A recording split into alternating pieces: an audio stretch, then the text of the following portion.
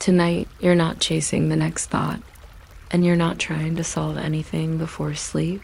Tonight, you're standing at the edge of a river that keeps its own secrets close enough to hear water hush against stone, close enough to notice how a thin cord can tighten and then relax, like a breath you didn't realize you were holding, cold open, just for your senses. River water hushes in a steady, sleepy rhythm.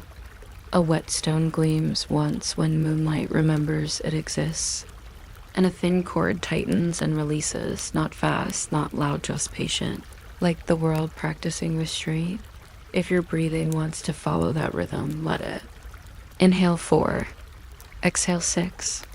Nothing to force, just a gentle pattern you can ride. Before we reach the salmon body and the first net, you'll drift through the quiet that comes after Balder, when Asgard doesn't explode. It simply turns cold in the social way. Jokes stop landing as mischief and start landing as damage. Trust thins like thread rubbed too many times. And Loki finally understands the rule that always hides behind laughter. The next mistake won't be forgiven. You'll watch him choose the most Loki solution possible. No heroic fight. No noble surrender, just calculation. Ash, a quick sketch of crossing lines, and then movement. And you'll see why this matters. A tool invented for one escape becomes a trap the whole world can use. And that's how Ragnarok begins long before any final battle. Not with thunder. With an idea. If you like these calm, slow myths told like bedtime, not like a lecture, subscribe and stay close. It helps the channel more than you'd think. And it tells me to keep making stories that don't shout to hold your attention. And if you want, leave one comment. Where and what time are you listening from? I read them, and I love knowing which quiet room this river reached tonight, because the story isn't really about a fish. It's about a mind that runs until the world learns how to catch it, and a river that keeps flowing even when fate starts tying knots. Mostly nothing is not empty. Mostly nothing is full of information that is not personally meaningful. A steady hiss. A long band of static. A line that looks exactly like yesterday's line and the day before that, except for the tiny, polite imperfections that remind you the world is physical and no instrument is sacred. The work is a slow friendship with boredom, and boredom, in science, is not an insult. Boredom is a sign that the universe is behaving the way it usually behaves. It is the steady background that makes a true anomaly stand out, the way a single wrong note stands out in a familiar song. If everything were exciting, nothing would be special. If everything screamed, you'd never notice a whisper so the room listens for nothing. Because nothing is the baseline. The telescope itself does not look like a dish. Not in the mental way people imagine a dish. It listens like a wide, steady ear pointed at the sky's silence. An ear that does not care whether the sky is beautiful tonight. An ear that does not care whether anyone is in love tonight. An ear that does not care whether humans are feeling philosophical. Tonight, it listens anyway. That's the calm cruelty and the calm comfort of it. The instrument listens without personality. Humans supply the personality afterward, the meaning, the story, the size. But the dish, the receiver, the electronics, the whole chain of careful hardware simply collects what arrives and turns it into something printable. Printouts arrive like weather reports from space. And that comparison is almost too accurate. Because weather reports are mostly boring until they suddenly aren't. They are mostly tables, mostly trends, mostly quiet predictions that you can almost ignore. And then one day, there's a storm. One day, there's a line that bends in a way it shouldn't. One day, there's a warning box that appears with a tiny, stern font. And your sleepy attention snaps awake. In the control room, the printouts have their own sound. Paper sliding, the faint chatter of the machine, the gentle slap of a new sheet joining the growing stack. It's the sort of sound that can become comforting if you hear it long enough, because it means the system is alive. It means the night is producing evidence. It means the room is doing what it was built to do. But the evidence is usually unromantic, rows of numbers, a line that wobbles slightly, a spike that might mean something, or might mean someone opened a door at the wrong time, or might mean a distant piece of equipment had a brief disagreement with electricity. Every spike has to be treated as innocent until proven guilty. That's the rule. Not because spikes are bad, but because the universe is full of false alarms. And the easiest way to fool yourself is to fall in love with the first interesting thing you see. So the room learns restraint. The people in it learn restraint. 2. They learn to be quietly skeptical, which is its own kind of discipline. They learn to stare at the slow river of data without demanding it entertain them. They learn to accept that the sky does not owe them a surprise. And yet, there is a strange tenderness in the act of listening for nothing, because listening for nothing means you are willing to be patient with reality. You are willing to let the universe speak in its own timing. You are willing to sit with long stretches of static and still consider that meaningful, because meaning does not always arrive as a message. Sometimes meaning arrives as confirmation that your instruments still work, that your methods still hold, that your baseline is stable. Stability is the quiet hero of the room. You can feel stability in the way routines form. Someone comes in, checks the logs, notes the time.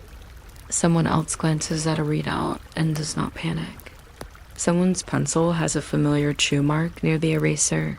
The mark of a human mind trying to stay awake without admitting it is sleepy. Someone rubs their eyes, not because anything is wrong, but because night is night and bodies are bodies. There's a kind of institutional calm to it, like a library after hours. Except the books are streaming in real time, and the librarian is a machine, and the machines have their own quiet personalities. Not emotional personalities, but habits. A printer that sticks slightly unless you nudge the paper. A dial that reads a little off unless you remember its quirk. An instrument that has a faint hum that becomes background music. A hum you only notice when it stops. In rooms like this, you become intimate with small imperfections. You start to recognize them the way you recognize a friend's footsteps in a hallway. You learn which noises mean normal and which noises mean something needs attention. You learn which spikes are the usual little hiccups and which spikes are the kind that make you sit up straighter. But most of the time, you sit normally because most of the time, the sky is not trying to talk to you. It is simply being the sky, full of natural sources of radio noise, full of distant objects doing their normal distant thing, full of physics that does not care about your curiosity.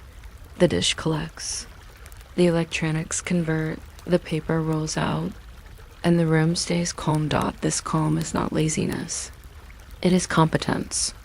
It is a practice softness. It is the understanding that you cannot force a signal to exist just by wanting it. Wanting a signal is the easiest way to hallucinate one. So the work becomes a kind of meditation with paperwork, long stretches of noise, small spikes, then more noise. If you have never looked at a stream of raw radio data, it can feel almost insultingly ordinary. It does not arrive in glowing letters. It does not arrive with a dramatic soundtrack. It arrives as a texture, like the grain of a wall you might stare at while half asleep. It arrives as a line that mostly stays within expected bounds. It arrives as a reminder that the universe, most of the time, is not staging a reveal, and yet the room remains open to the possibility that it might. That openness is the quiet miracle. Not a miracle with bright lights, but a miracle of sustained attention. The willingness to keep listening night after night for something that might never happen. People sometimes imagine scientific discovery as a single instant. A sudden shout, a dramatic moment where everything changes.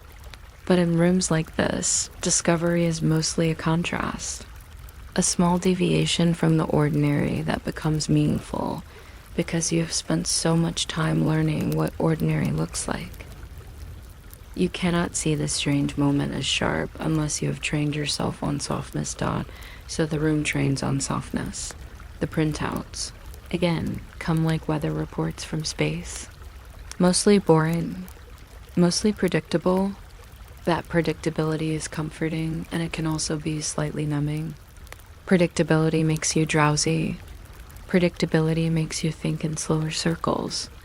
Predictability makes you wonder whether you are doing important work or just babysitting a hiss. And then, because humans are human, someone might drift into a mild philosophical mood. They might think about how strange it is to point a giant listening device at the sky and mostly hear noise. They might think about how noise is not the absence of information, but the presence of too much. Too many sources, too much background, too much unfiltered reality. They might think about how the universe is, in a way, always speaking, just not in words meant for you. But they will not write that in a log, because logs are for practical things. Logs are for times and settings and notes that can be verified. Philosophical thoughts are kept private, in the same place people keep yawns quietly.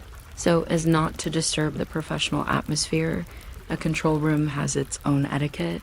The etiquette says, be calm, be methodical, do not get excited too easily, do not get discouraged too easily. Treat the data like a colleague, respect it, but don't romanticize it. So the room listens for nothing.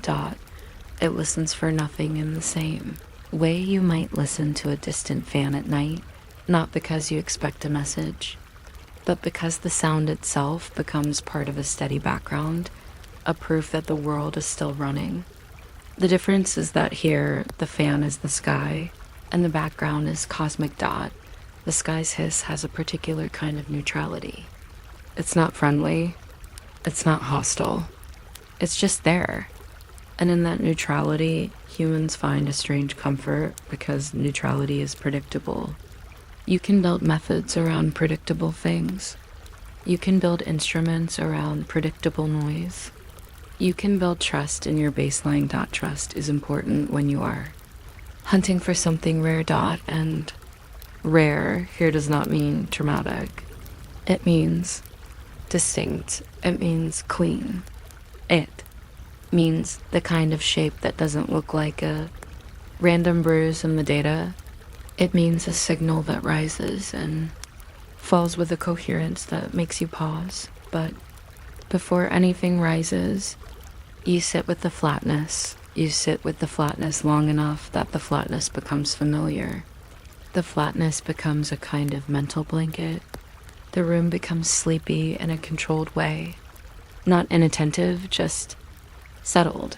A chair creaks. A pencil rolls an inch and stops. Someone clears their throat quietly, as if even throats must be polite. The clock hand moves like it's holding its breath, because every clock hand moves like that when you stare at it too long. The clock is the only thing that insists on motion, and even the clock is modest about it. The equipment too insists on motion in its own way. Not physical motion, but the motion of receiving, processing, outputting. A steady duty, a kind of mechanical loyalty, and this mechanical loyalty is what makes the room safe. You can trust the system to keep listening even when your mind drifts. You can trust that if something unusual appears, it will be recorded. The paper will not forget. The machine will not decide it is too tired to print. The paper will simply arrive, indifferent and hopeful. That is why paper feels so important here. Paper is physical proof. Paper can be stacked. Paper can be marked. Paper can be revisited. Paper turns an ephemeral whisper in the sky into something you can hold under a lamp. And under a lamp, things feel more real. Still, most paper is boring. most paper is just the same kind of lines and numbers you've seen, the same curves that mean nothing special. You can almost predict how a shift will look before it arrives. You can almost guess what the next hour will bring. You can almost, in a sleepy way, believe that nothing will ever happen, and that belief is dangerous, because the moment you fully believe nothing will happen is the moment you stop noticing small differences. So the room cultivates a special kind of attention, relaxed but ready, calm but not lazy, bored but not careless. It's a hard balance. It is, in its own quiet way, an art. People do small things to maintain that art. They take notes. They check the same indicators regularly. They compare one printout to another. They talk in low voices about ordinary matters, which keeps the mind engaged without pulling it into drama. They make the night feel manageable by filling it with routine. Routine is not the enemy of discovery here. Routine is the foundation. The dish listens like a wide, steady ear pointed at the sky silence, and the room listens to the dish, and the humans listen to the room. It becomes layers of listening, layers of patience, and patience, again, is mostly nothing. It's the kind of nothing that takes time, sometimes. As the hours pass, you begin to notice how the room itself becomes a kind of instrument. Not because it measures radio waves, but because it measures human endurance. The room asks, can you stay calm? Can you stay honest? Can you resist the temptation to see patterns where there are only textures? The answer, night after night, is usually yes, but the yes is quiet. And then once in a while, the room gives you a different question. Can you notice the one moment that is not like the rest? But that question comes later. For now, the room is listening for nothing. It is listening to a sky that is not trying to be understood. It is watching printouts arrive like weather reports from space. Each page mostly predictable, mostly boring, mostly the same dot in the strange moment when it finally arrives.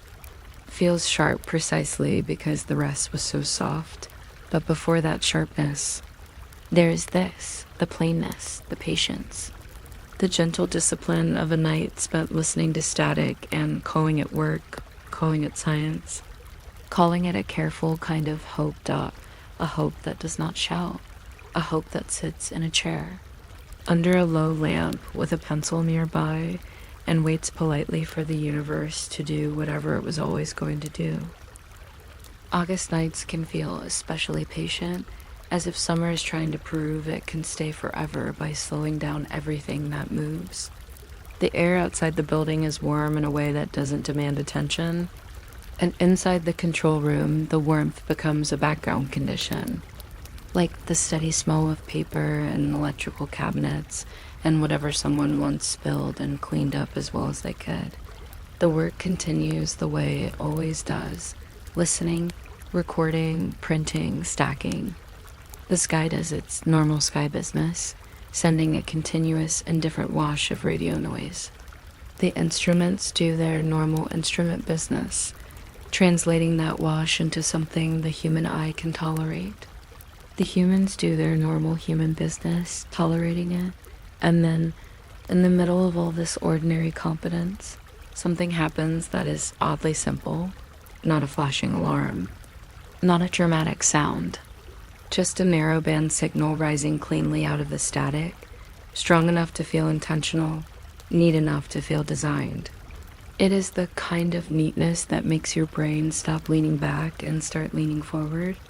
The way you lean forward when a familiar song suddenly contains a perfect wrong note. It does not arrive with a story attached. It arrives as shape. There is something almost unfair about how little drama the universe uses when it drops a mystery into your lap. You might expect a cosmic event to announce itself with cosmic theatrics. Instead, it behaves like paperwork. A line, a curve, a brief visit recorded on paper, as if it were merely another boring entry in a long log of boring entries, but you can feel the difference immediately if you've Spend enough nights with noise. Noise has a certain signs of. Noise is democratic. Noise is everyone talking at once. Noise has texture, but not intention. Noise can spike, yes, but spikes in noise are usually rude and asymmetrical. Like a random elbow in a crowd. This brief thing has manners. It rises smoothly. It holds itself just long enough to be noticed, and it falls again, as if it understands the rules of the room and wants to leave without making a scene. Part of what makes it feel so eerie is that it behaves exactly as a real celestial signal should behave under a drift scan telescope. Big ear, like a patient animal with its head fixed in one direction, does not chase objects across the sky. The sky drifts across the telescope's listening beam because Earth rotates, and Earth rotates whether anyone is excited or not. So a source that sits still in the sky will appear to rise and fall in the data as it passes through the beam. The beam has a shape, an invisible listening spotlight with soft edges, and as the source enters that spotlight, the signal grows stronger, then reaches a peak, then fades as the source drifts out again. It is a very polite geometry, almost like a bell curve drawn by physics. And that politeness is part of what makes the moment feel right. Not right in the moral sense, right in the mechanical sense. Right in the sense that your brain likes patterns that match expectations, and this pattern matches expectations so neatly that it starts whispering its own dangerous compliments. This looks like something real. Even the duration is unromantic in its way. It lasts about as long as the sky will allow the telescope to keep it in view, roughly 72 seconds. Not 72 seconds because the universe chose that number for symbolism. 72 seconds because of beam width, rotation rate, and the simple, quiet fact that the Earth keeps turning. 72 seconds is long enough to be certain you saw something. It is also short enough to leave you hungry, like tasting a single grain of sugar and being told to describe the whole cake. The numbers on the page look ordinary at first. If you don't know what you're looking at, it could be mistaken for just another small event in a sea of small events. But then you notice how clean the line is, how narrow the signal appears in frequency, how it rises without wobbling like a nervous voice, how it peaks, how it descends. It has structure, and structure is seductive.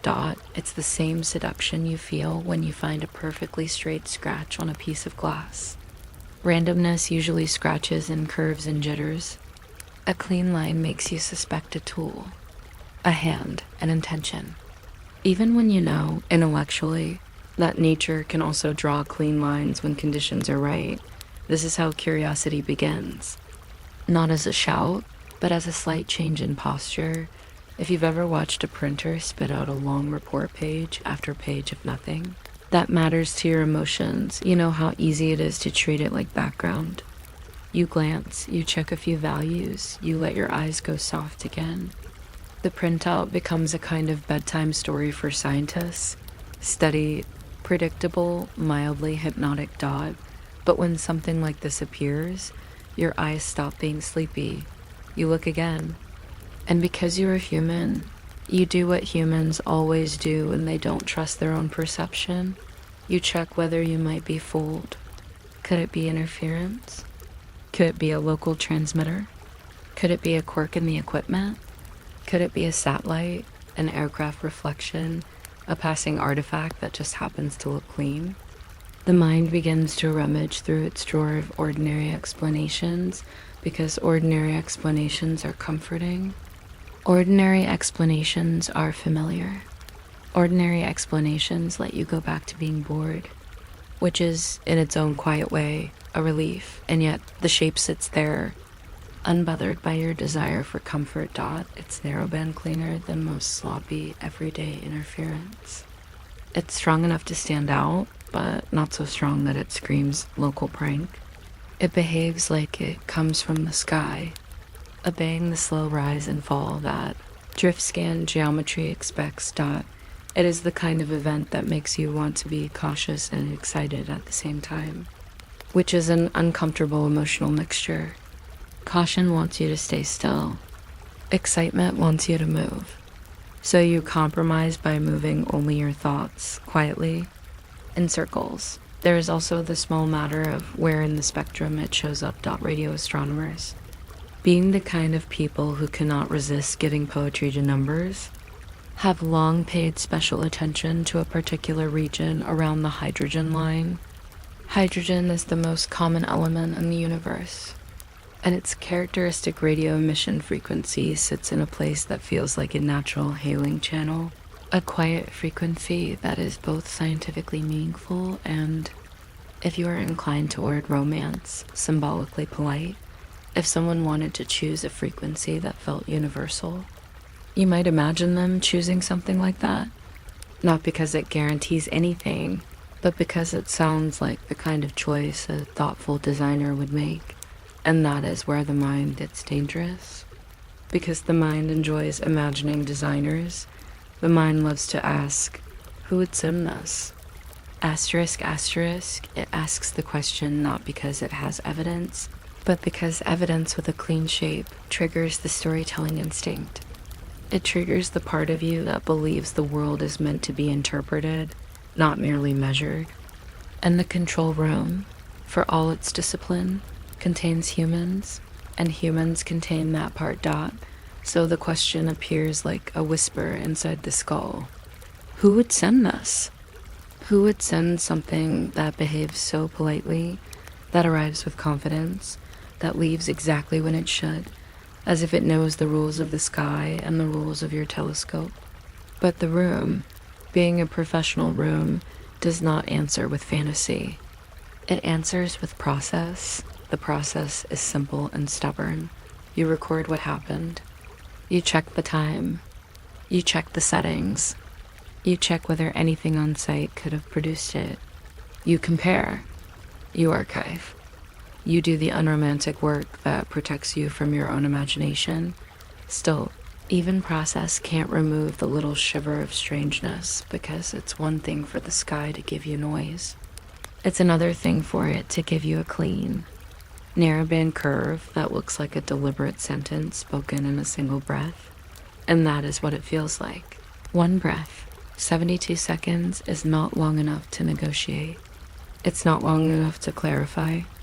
It's not long enough to do the comforting human thing of asking for repetition. It's long enough only to notice, to register, to feel the click of recognition. And then it's gone. Asterisk, that gone is its own special kind of silence. Not the baseline hiss that you're used to. A different silence. The silence of something that was present and is now absent. The instruments keep listening because they don't know how to mourn. They simply continue. The paper keeps printing because paper does not feel suspense. The room returns to its long stretches of noise, small spikes, more noise. But the humans do not return quite as cleanly because humans have memory. They keep looking at the curve in their mind, the way you keep tasting a flavor after you swallow. They keep thinking about how right it looked, how it rose, peaked, and fell as if it belonged to the sky. They keep thinking about the narrowness, the crispness, the way it did not smear across the band like a messy accident. This is the cruel kindness of a single clean signal. It gives you just enough to wonder, and not enough to settle, a printout. Sitting there on a desk becomes a strange object. A thin sheet of paper carrying a moment of sky, a little fossil of time, a little artifact of listening. It is simultaneously mundane and precious, which is a combination that feels almost sacred in a room built for routine.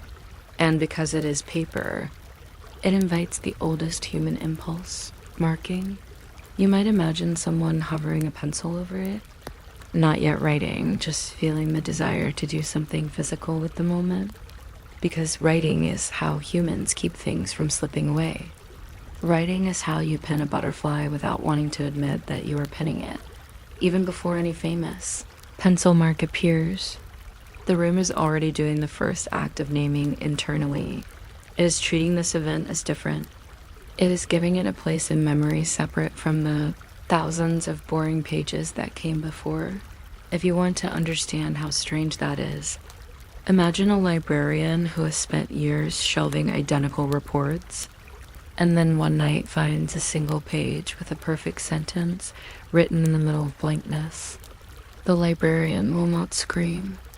The librarian will not throw the page into the air and declare destiny. The librarian will simply stop, read again, and then very carefully put that page somewhere safe. That is what the control room does, Dot. It puts the moment somewhere safe in mind.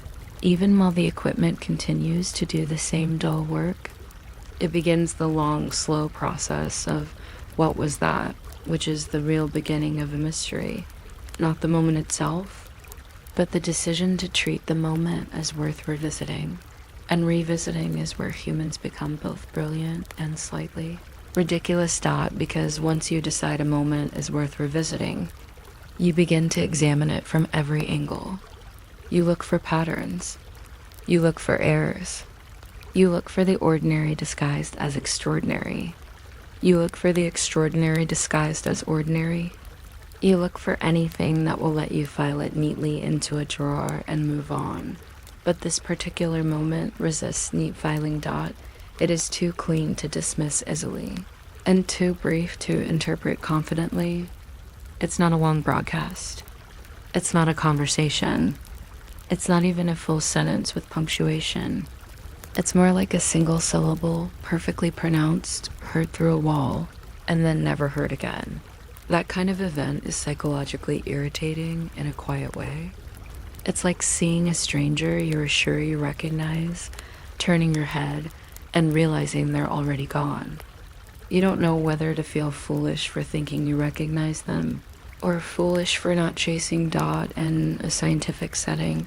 Chasing is tricky. You can't chase the sky the way you chase a person. You can only keep listening and hope the sky repeats itself, Dot, so the room, once it has noticed the signal, becomes slightly haunted, not with fear, but with a gentle, persistent question. The kind of question that doesn't keep you awake with panic, but does keep you awake with mild curiosity. Like a pebble in a shoe, Dot, the practical minds in the room will remind themselves, again and again, there are many ways to be fooled. Interference can be surprisingly polite. Instruments can produce crisp artifacts when they hiccup in certain ways. Human error can align with physics in ways that look meaningful, all true, all calming, all responsible, Dot, and yet the shape remains, Dot. It remains in the way you can almost trace it with a fingertip. Up, peak, down. It remains in the way it lasted just as long as the beam would allow, as if the source rode through the listening spotlight on a slow conveyor belt of rotation. It remains in the way it appeared narrow and focused, which is exactly the kind of focus the human mind associates with intention. Intention is the dangerous word here.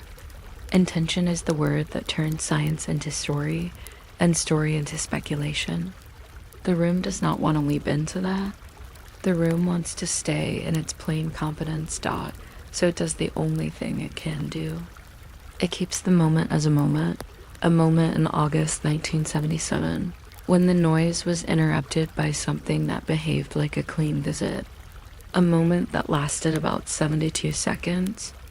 A moment that rose out of static, held steady long enough to be noticed, then faded exactly as it should if it came from the sky's rotation. A moment that, on paper, looks ordinary until you realize it forms a curve so right that the mind immediately starts whispering questions, Dot, and then the room, because it is a room built for listening rather than answering, returns to listening. The hiss continues. The printer continues. The clock hand continues its slow, dramatic little movement as if it's holding its breath. The pencil rests. The paper curls slightly under its own memory of being rolled, Dot, and somewhere in the stack of pages, one page sits with a line that does not quite belong to the rest, quiet and clean, like a tiny, orderly interruption from a universe that usually prefers to speak in static. When the printout is reviewed, The reaction is not a scream, not a celebration, not a movie-style moment where someone points at the page and the room suddenly fills with dramatic music. It is quieter than that. It is the kind of moment that happens in offices and labs and control rooms all over the world, where something unusual appears in the middle of something ordinary, and the human response is not to shout, but to lean closer, as if leaning closer could make the paper explain itself. Paper does not explain itself, of course. Paper is loyal, but not conversational. Paper gives you what it has and then sits there, flat and innocent, pretending it has no idea why you're staring. So the human mind does what it always does when it meets a mystery on a page. It tries to make the mystery slightly smaller by giving it a name, not a formal name, not a committee-approved name, just a human name, a little word that fits in the margin. Wow. There's something almost tender about that. Wow is not a technical term. Wow is not the language of journals or grant proposals or calibration notes. Wow is the language you use when you forget to be professional for half a second. It's the sound a person makes when they're careful. Trained skepticism is briefly outpaced by their very basic, very human sense of surprise. And it is written beside the code, as if naming it will keep it from slipping back into the dark, because that is what moments do. They slip. A signal comes and goes in 72 seconds, and then the room is left with noise again. The sky returns to its usual hiss. The printer keeps producing its long, dull scroll of almost nothing. If you do not do something, if you do not mark the moment, it becomes too easy later to wonder whether you imagined it. Too easy to misplace it among a stack of pages. Too easy to let it fade into the quiet shame of maybe it was nothing and I was tired. So you write something down. Sometimes you write a number. Sometimes you write a time. Sometimes you write a careful sentence, neat and boring, so future you can trust present you. But sometimes, when the moment feels sharp enough, you write a word that is not careful at all. Wow. It sits there with its simple shape, like a small flag on the landscape of the printout. It says, look here. This mattered.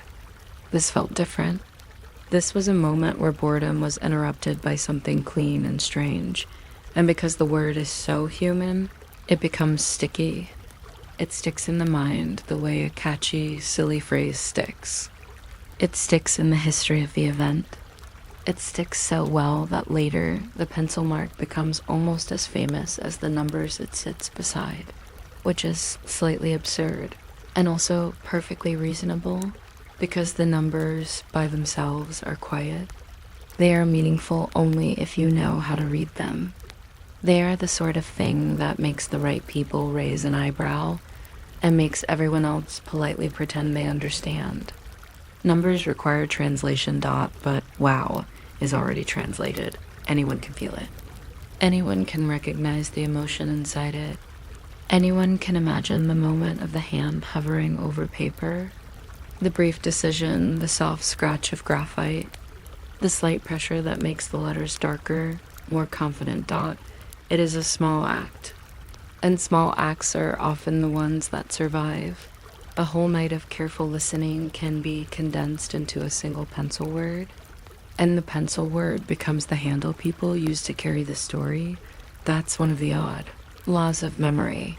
We remember the human touch. We remember the fingerprint on the glass more than the glass itself. We remember the margin note more than the page. We remember the way someone reacted because reaction is narrative, and narrative is easier to hold than raw data. So the little circle of ink or graphite becomes the signal's second life. The first life is in the sky, 72 seconds long, passing through a beam, rising and falling like a polite bell curve. The second life is on paper, where it lasts for decades. It's also worth noticing how modest the word is. It's not aliens. It's not message. It's not we are not. Alone, it's not even incredible. It's just wow, which contains wonder without claiming certainty. That is the sweet spot of a good scientific reaction, surprise, not conclusion. A single word that admits the moment was striking, while still leaving the mind room to do its slower, more cautious work, because after the pencil mark, the work becomes heavier and quieter. The word wow is light. It is a feather, but what follows is the slow lifting of a stone, checking, comparing, doubting, revisiting dot, and yet the feather matters because the feather tells you that the stone is worth lifting. You can imagine the scene without needing drama. A desk, a lamp, the printout unrolled or stacked or folded in the way continuous paper always ends up being folded, like a long creature trying to make itself fit into a human world. The ink is crisp. The numbers are arranged with that cold machine discipline.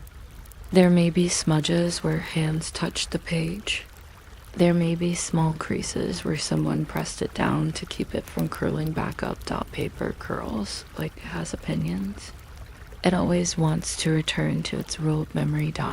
Someone smooths it out with a palm, absent-mindedly, the way you smooth a sheet on a bed. The palm is warm. The paper is cooler. The pencil is nearby, worn in a way that suggests it has been used during many dull nights. The moment is not loud, but it is concentrated. This is a private kind of excitement, the kind that lives inside the chest, not in the voice. The kind that makes you breathe a little differently.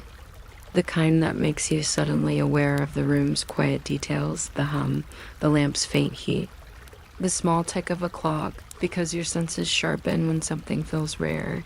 Then the pencil moves, and the word appears. Wow. It is written beside the code as if naming it will keep it from slipping back into the dark. And that phrase, in itself, contains a whole philosophy of human beings. We name things because we are afraid of losing them.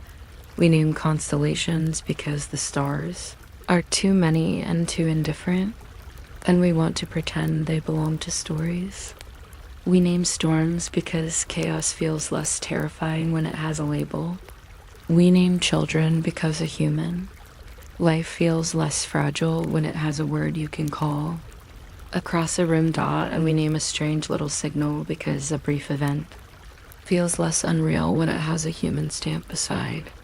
It becomes personal because someone felt it. That's the important shift.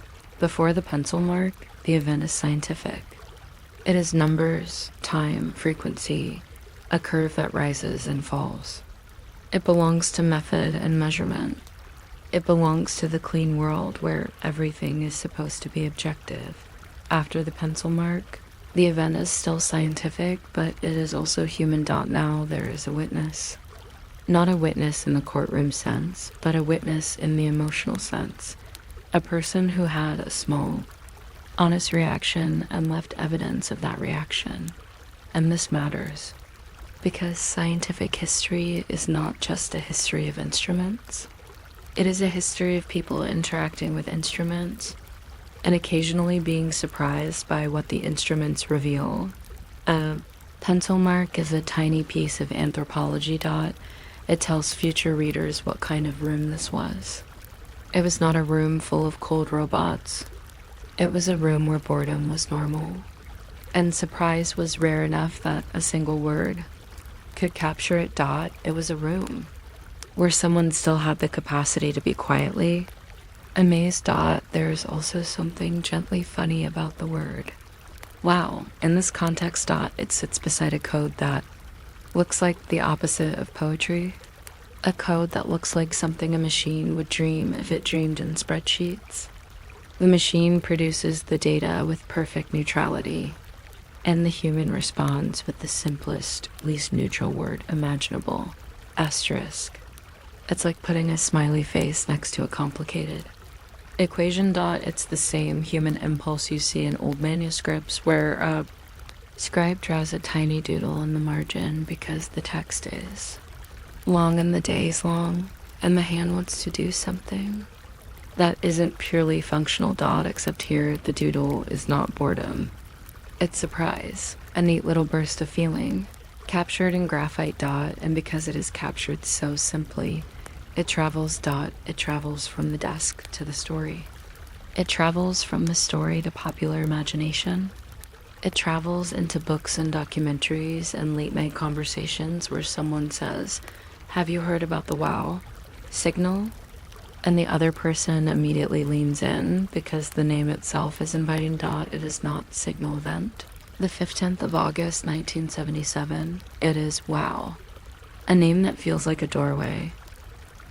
A name that makes you curious without demanding you understand. A name that is almost a summary. Something happened that made a person react. And yet, inside the room, the name is not a branding exercise. It is not meant for fame.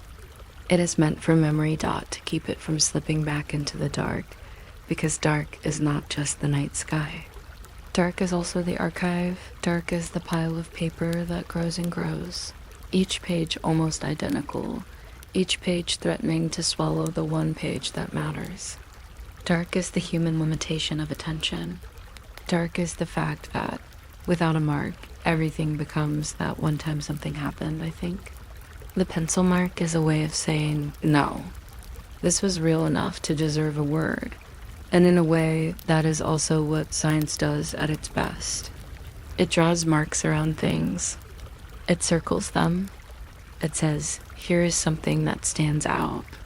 Here is something that needs a closer look.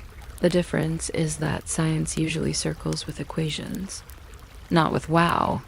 But wow is just a circle made of language dot. It also hints at the emotional economy of the control room, that this is not a place where people shout wow every hour.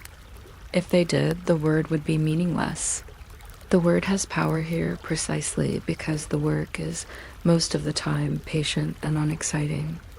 The signal appears against a background of calm monotony, so the reaction feels honest dot. You can almost measure the rarity by the simplicity.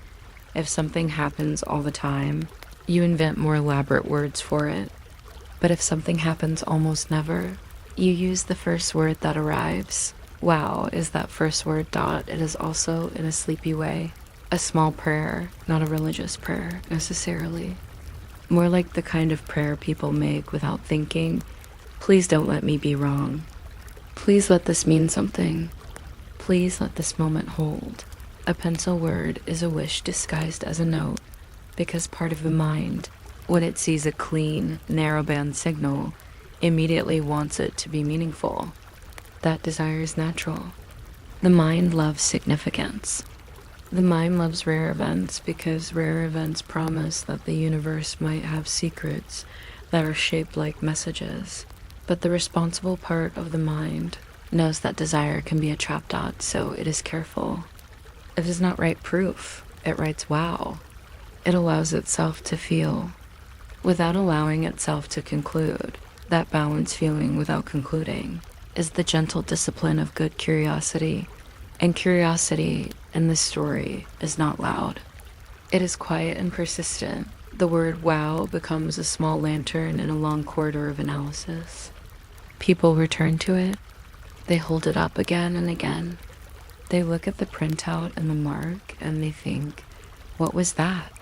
And each time they ask, they are reminded that the original moment was fleeting, that it came and went, that it left only this paper and this human trace. The trace matters because it shows that the signal was not just a statistical blip someone noticed later in a database. It was noticed in the moment. Someone at the time felt the strangeness. Someone circled it with a word, and that fact, whether you are a hard skeptic or a gentle dreamer, adds weight dot. It is the difference between we found something interesting later and someone was there, and it made them stop. That's why the pencil mark becomes the signal's second life, because the second life needs a body. The first life was a pattern in radio waves. The second life is a story humans can retell, and the pencil mark is the heart of that story. Not because it proves anything, but because it humanizes everything. It makes the whole event feel less like abstract data and more like a quiet encounter. A person encountered something strange, briefly through the filter of a machine. The person responded with a simple word. The word stayed. There is also a gentle irony in the fact that what people remember is the reaction, not the content. If there was content at all, it was minimal. A narrowband spike, a clean curve, a brief appearance. It does not contain a sentence. It does not contain symbols. It does not contain a map. It contains only the suggestion of intention, which is a very thin kind of content, but the wow contains a full emotional sentence. This is unusual. That emotional sentence is more portable than the data. It fits in conversation. It fits in a headline. It fits in a bedtime story, which is what we are making here, a calm retelling of a calm mystery. And because it fits, it spreads. It spreads so well that the pencil mark becomes almost a cultural artifact. People imagine the hand that wrote it. People imagine the moment of recognition. People imagine the quiet room and the faint radio hiss and the paper curling under a pencil, like a sleepy animal. Even the physicality becomes part of the fascination. The scratch of graphite, the slight smudge, the way a pencil line looks different depending on pressure, the way paper absorbs the hand's oils, the way continuous printouts always have those perforated edges, like a tiny reminder that the page is part of a long chain, not a single isolated sheet. These details are small, and small details are perfect for the mind at night. They give the mind something gentle to hold without forcing it into conclusions. So you can let your attention rest on the pencil mark itself.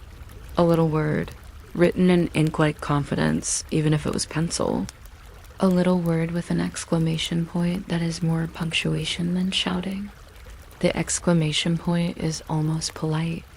It says, "This matters to me, but I will not make a scene," and the word sits there beside code, like a small human companion to a machine's neutrality. It is, in a way, the most relatable part of the whole event, not the frequency, not the beam shape, not the 72 seconds. Those are all interesting, but they require effort. The pencil mark requires no effort. It invites you in. You don't have to be a radio astronomer to understand. Wow, you just have to be a person who has ever been surprised. That is why the event becomes personal. Someone felt it, and once something is personal, it becomes harder to let it go. The mind returns to it the way a finger returns to a small bruise, just to confirm it's still there. The story gains a kind of gentle persistence, not urgency. Persistence. And the pencil mark helps. It as a small anchor. It keeps the event from drifting into pure abstraction. It keeps the mystery from becoming only a technical footnote. It gives it a human face. Even if we never see the face. It gives it a human hand. Even if we never see the hand. It gives it a human word. And words are how humans build bridges over silence, because that is the true enemy here. Not aliens, not interference, not even uncertainty. The true enemy is silence. The universe is large and mostly quiet in the ways humans can understand. When something briefly interrupts that quiet with a clean, narrowband rise and fall, it feels like a knock on a door. A knock that happens once, softly, and then never again. The pencil mark is the human answer to that knock. Not a reply in radio waves, not a message sent back, just a word on paper as if to say, "I heard you. I noticed. I will try to remember." A small prayer, written with a pencil in a plain room under a lamp, while the radio hiss continues, steady and indifferent, and the night keeps doing what nights do, moving slowly, quietly, giving you just enough wonder to keep you awake for a moment, and then handing you back to the comfort of ordinary noise. The strangest part is not that the signal appeared, Strange things appear in data all the time, because data is a place where reality and equipment and weather and human timing all meet and politely bump elbows. Even in a careful lab, all the time is a kind of default condition.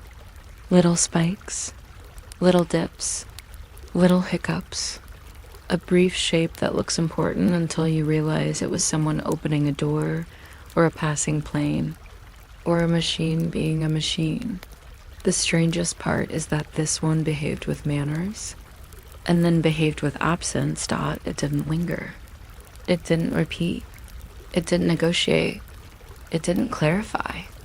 It arrived with confidence, held steady long enough to be noticed, and then faded exactly as it should if it came from the sky's rotation, and that is a very specific kind of frustration. The kind that feels like meeting a stranger who says one perfectly phrased sentence in a hallway, then turns a corner and you never see them again. Not because you were rude, not because you missed your chance, but because the hallway itself kept moving, and the moment had the decency to end. 72 seconds is not a conversation. It is a passing glance. It's enough time to recognize a face in a crowd. It's not enough time to ask their name without feeling slightly desperate. It's enough time to hear the tone of a voice. It's not enough time to learn what they meant. It's enough time for the human brain to say, very calmly, with a faint internal sigh, well, that's going to bother me later, because the brain likes endings that match beginnings. The brain enjoys closure. The brain is, in its own gentle way, a little bureaucrat who wants every folder labeled and every loose paper stapled to something sensible, but the signal does not offer a staple dot, it offers a clean curve. And then it leaves, and the way it leaves matters. It does not vanish like a switch flipped off in the room. It fades like something moving away, like a voice getting softer as the speaker walks down a corridor. The fade is gradual, obedient to geometry. It fades because the listening beam is not a hard-edged box. It is a soft-edged attention span carved into the sky. The source drifts into the beam, reaches the brightest part, and drifts out again.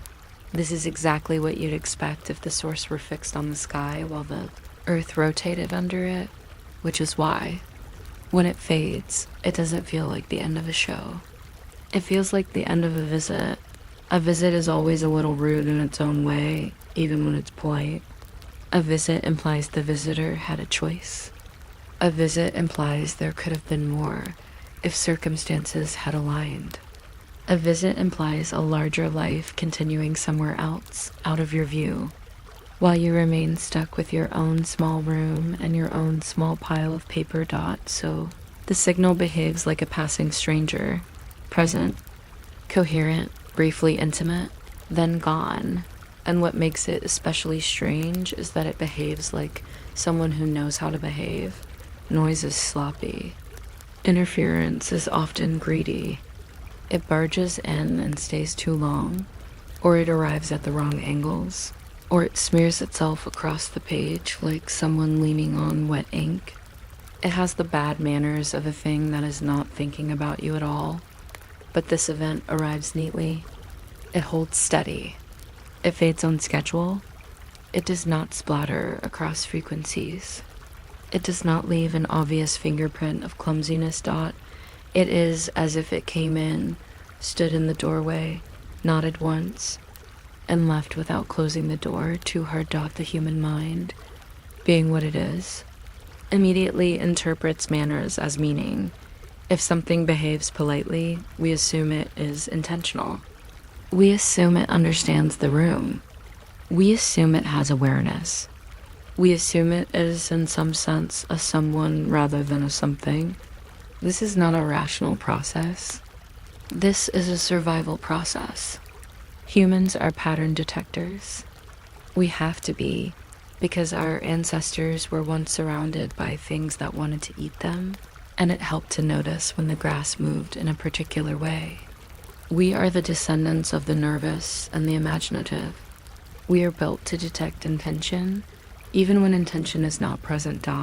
So when a signal behaves like a passing stranger, the mind leans toward the stranger part, but the responsible part of the mind, especially in a control room, especially in a scientific context, tries to keep the word stranger from turning into visitor with a passport and a backstory.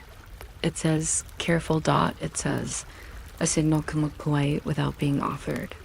Physics can draw elegant shapes.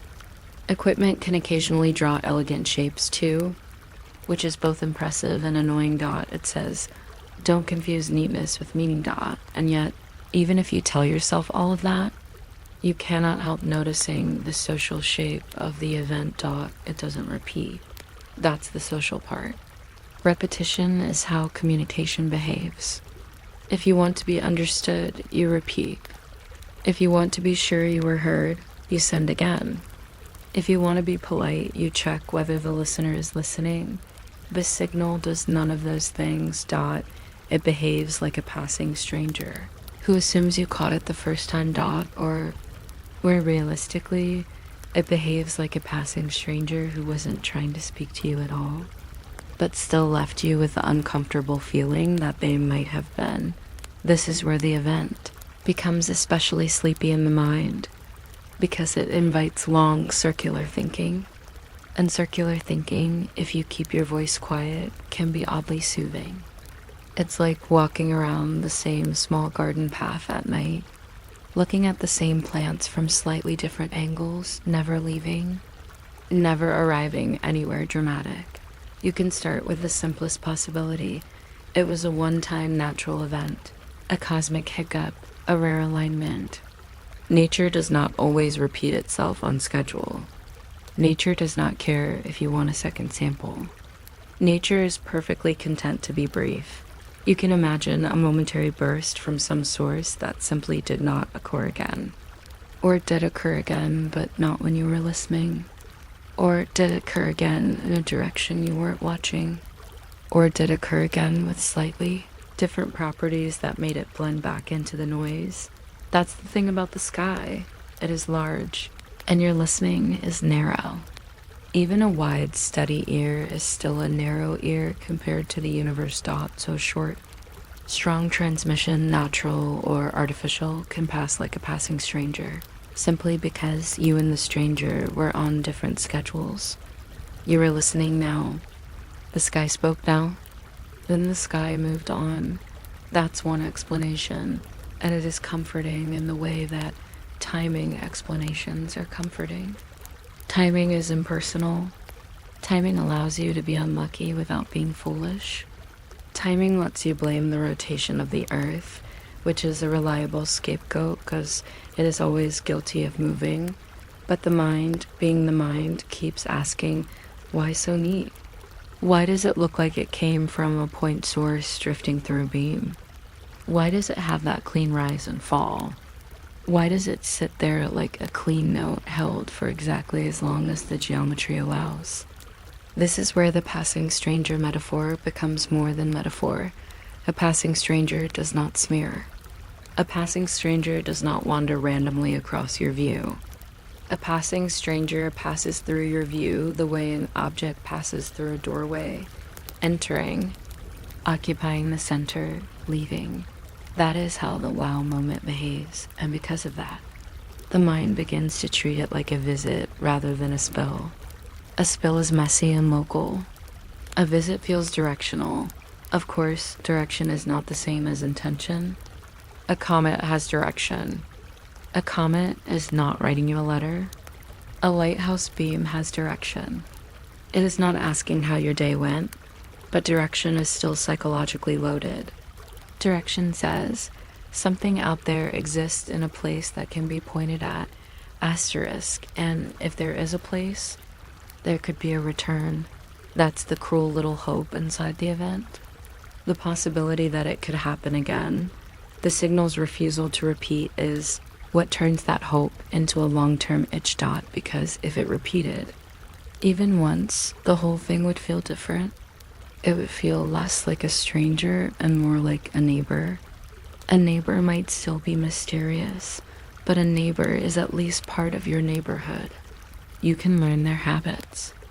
You can catch them at the mailbox. You can say casually, "Hey, about that thing you did last week." But a passing stranger gives you no habits, no schedule, no mailbox, no chance to pretend you could solve it with persistence. It behaves like a single clean sentence overheard through a wall. Then never hearing the voice again. And that particular kind of event is famous for how it plays with the mind, because the mind doesn't just want evidence. It wants relationship. It wants to know whether the thing out there is aware of you, whether it would respond, whether it could be coaxed into being legible. The mind wants the comfort of interaction. Even skeptics, deep down, are often less bothered by "we don't know what it is" than by "we can't even ask again." The signal doesn't allow questions. It doesn't allow follow-up. It doesn't allow the small human ritual of clarification that makes mysteries feel manageable. It is, in that sense, socially uncooperative. But it is uncooperative in a way that does not feel malicious. It feels indifferent. It feels like the world is not cruel. The world is simply not designed around your desire for closure.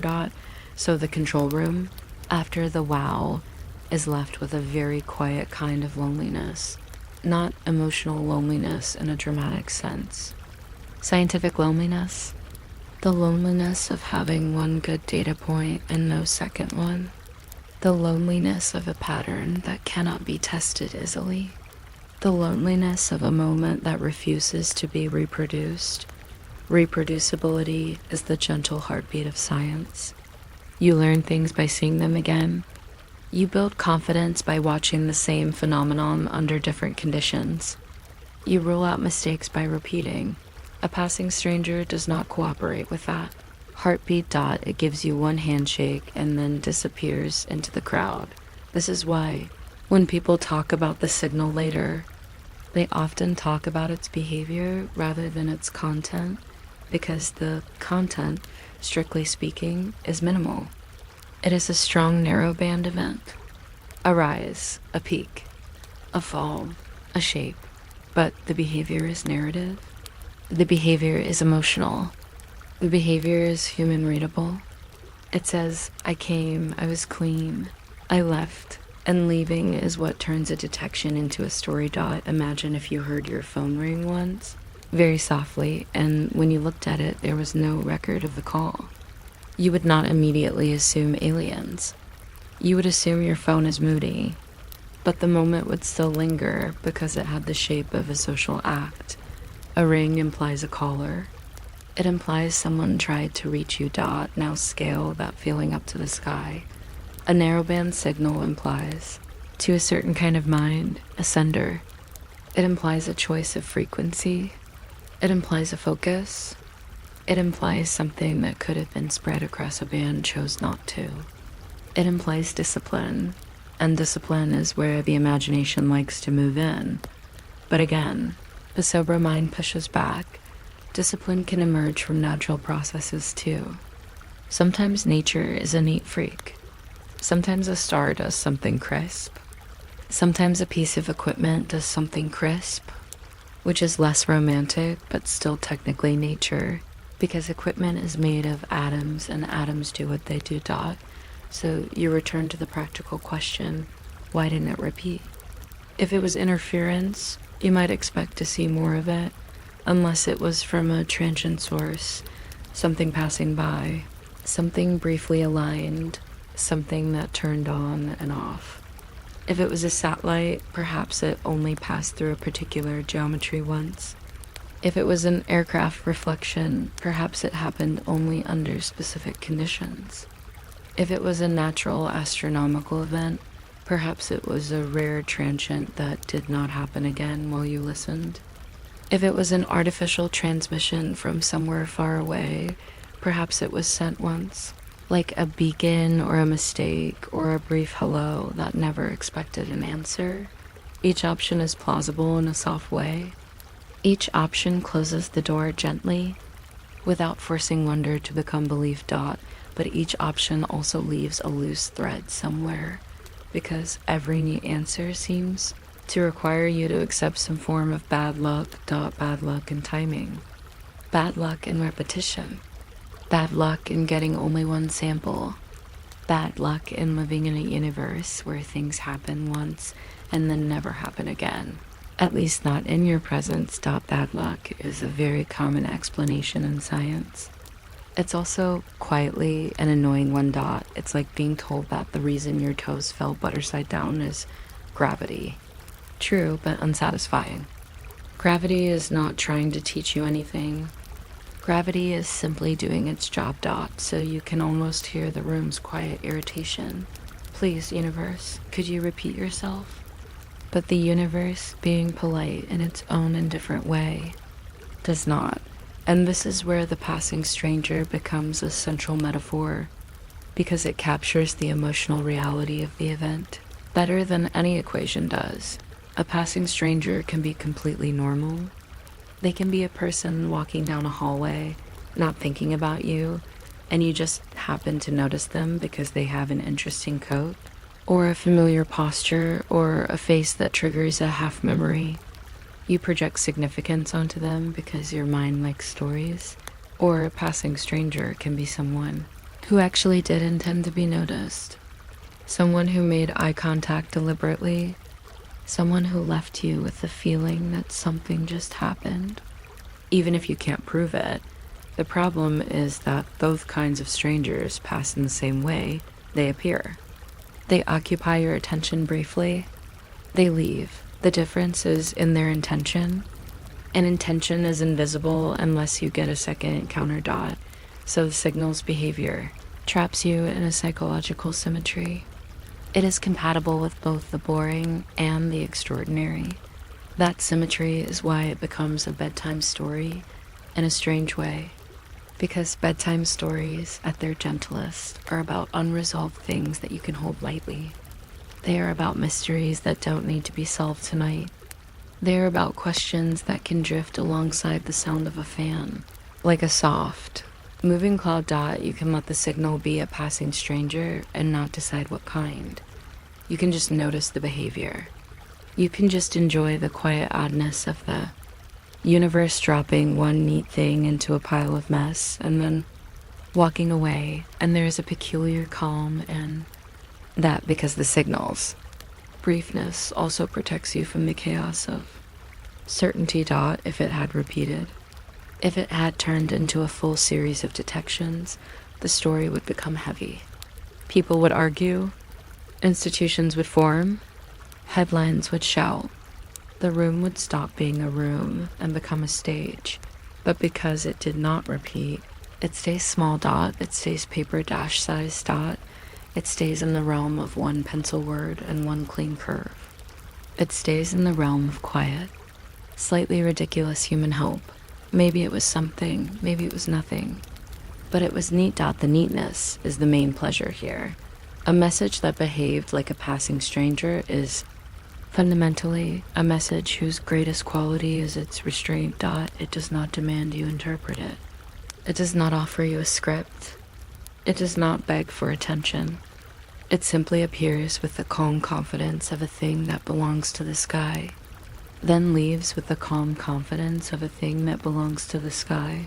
That calm confidence is what makes it feel eerie, because most eerie things are not loud. They are quiet, precise, and slightly out of place. And is out of place in the way a single perfect square is out of place in a pile of pebbles. You don't know who put it there, but you know it didn't arrive by the same casual process as the rest. Or maybe it did. That's the point. You can't tell. So your mind keeps returning, testing the edge of the mystery the way the tongue returns to a sore tooth, not because it enjoys pain, but because it wants confirmation that the sore tooth is real. You look at the curve again. You look at the word wow again. You look at the idea of a signal that didn't negotiate or clarify. You imagine what it would have felt like if it had repeated. Even once later that night, just a faint echo. A second polite knock. You imagine the control room noticing it and feeling relief. Not because aliens are confirmed, but because the universe has at least agreed to be consistent, but it doesn't happen. Instead, the signal behaves like a passing stranger in the purest sense. One encounter, no follow-up, no closure, and a lingering sense that your life is now slightly more interesting, whether you wanted it to be or not. And because the event does not repeat, it forces the most human kind of discipline, living with an open question that is not the same as believing in a dramatic answer. It is simply tolerating uncertainty without trying to crush it into a conclusion. It is letting the data stay as data, and letting the mind stay as mind, and letting the night stay as night. The signal doesn't linger, but the idea of it lingers, which is a different kind of persistence. It persists not as proof, but as a shape in your imagination, a neat visit in a sea of noise, a brief confidence, a polite fade, a stranger who did not leave their name. And perhaps that is the most realistic kind of cosmic encounter you could ever have.